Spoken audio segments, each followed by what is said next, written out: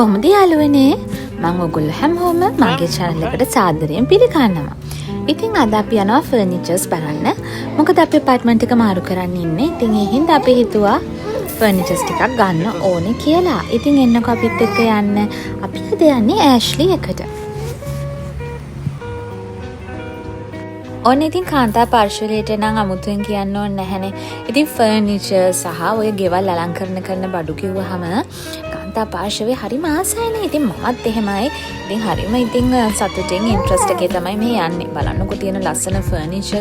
ඉතින් අපි ඉස්සෙල්ලාම අපේ apartment එකේ size එකට ගැලපෙන ෆර්නිචර් එකක් තෝරගන්න ඕන නිසා පොඩක් අපි ඉස්සෙල්ලාම වටේම ඇවිදලා බැලුවා.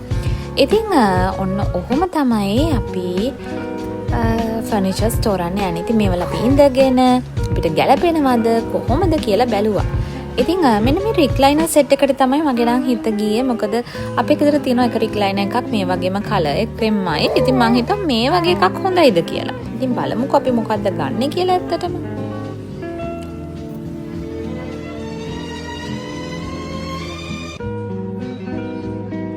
මම රික්ලයිනර්ස් වලට කැමති. හරිම කම්ෆර්ටබල්. අපිට හොඳට පහසුවෙන් ඉරියව්වකින් ඉඳගෙන ඉන්න පුළුවන්.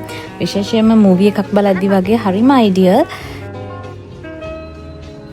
ඇත්තටම ඉතින් මම නම් මේ ස්ථානෙට ආවම ඇත්තටම මම අතරමං වුණා මොකක් ගන්නද මොකක්ද හොඳ කියලා හිතා ගන්න බැරුව. ඉතින් ඇත්තටම අපේ ලොක්කට නම් ගොඩාක්ම බෝරින් වුණා. මොකද ඉතින් ඒගොල්ලෝ කැමති නෑනේ මේ වගේ ගමන් යන්න. හැබැයි ඉතින් ඔන්න අපේ චූටි පැටියා නිදියගෙන හිටියා. ඊට පස්සේ ආ හැරිලා ඔන්න ඉතින් යා කිසිම කරදරයක් නැතුව ඉන්නවා. ඉතින් හස්බන්ඩ්ලා ඉතින් අපි වගේ නෙවෙයිනේ නේද? ඒගොල්ලෝ ගොඩක් හිතනවා, හොයනවා හැම දේ ගැනම. ඉතින් අපිට ගාන මොකක් වුණත් හිතට ඇල්ලුවොත් අපි ඉතින් ඒක ගන්න try කරනවා නේද? හැබැයි ඉතින් ඒකත් එච්චරම හොඳ නැහැ. හැම දේ ගැනම හොඳට හිතලා බලලා තමයි අපි දෙයක් purchase කරන්න ඕනේ. ඉතින් ඔන්න ඔහොම අපි ඉතින් prices ගැන බැලුවා, හැම දේ ගැනම හිතුවා. ඉතින් විශේෂත්වය තමයි මේ දවස්වල Orange County එකට පොඩි offer එකක් යනවා. ඊට අමතරව මේ ගොඩාක් මෙහි තියෙන furniture shops වල තියෙනවා අවුරුදු 5ක් දක්වා ගෙවීමේ හැකියාව පොලියක් රහිතව.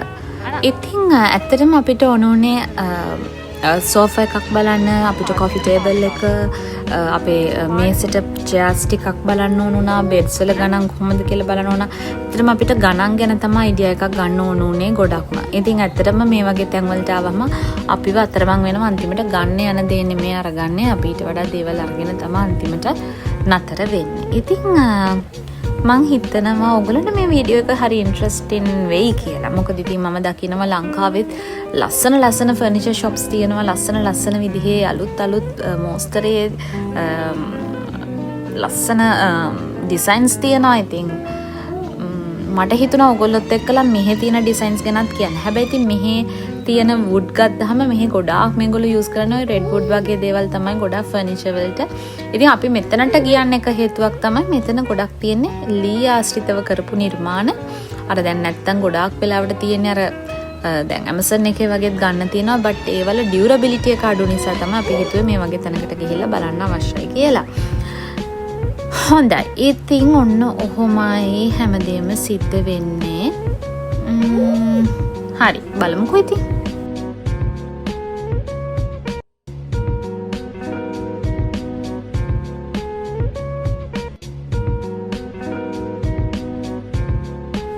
දැන් ඉතින් චුට්ටව උස්සගෙන ඉඳලා මගේ කොන්දත් රිදෙනවා.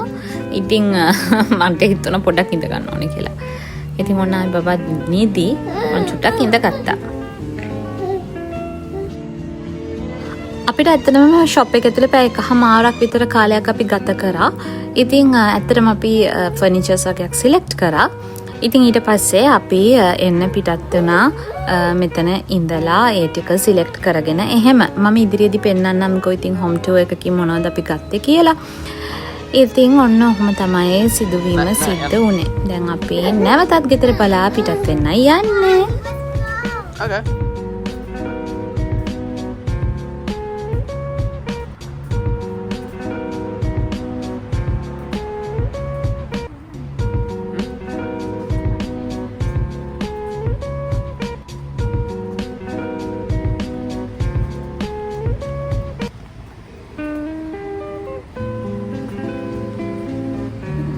ඕනේ ඉතින් හවස්වරුවේ හස්බන්ඩ් ගියා හදන ඇපාර්ට්මන්ට් එකට. තාම ඒගොල්ලෝ ඒකේ වැඩ කරනවා. ඉතින් ඒක අපි පොඩ්ඩක් බැලුවා මොකද වෙන්නේ කියලා.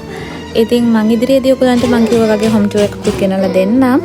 ඉතින් මෙන්න මේ විදිහට ඒක තාම හැදෙන ගමන් තමයි තියෙන්නේ.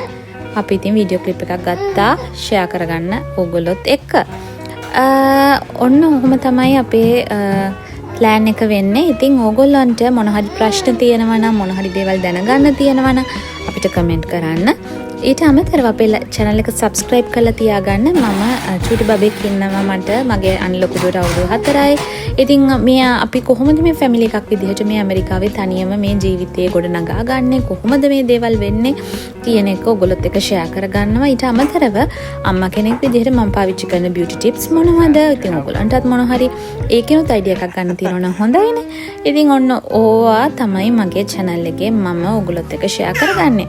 ඉතින් channel එක subscribe කරලා bell icon එකත් click කරන්න මතක ඇතුව ගිහින් එන්න.